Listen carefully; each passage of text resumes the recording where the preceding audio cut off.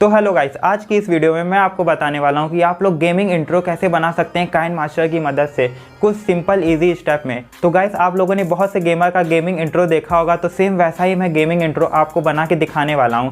तो गाइस, ऐसे ही latest video के लिए बने रहिए हमारे इस चैनल पे। और आगे बढ़ने से पहले मैं आपको एक चीज़ और बताना चाहता हूँ, अगर आपको ऐसी ही लेटेस्ट वीडियो चाहिए तो आप इस चैनल को कर दीजिए सब्सक्राइब और दबा दीजिए बेल आइकन, ताकि ऐसी वीडियो की नोटिफिकेशन आप तक आसानी से पहुँचती रहे।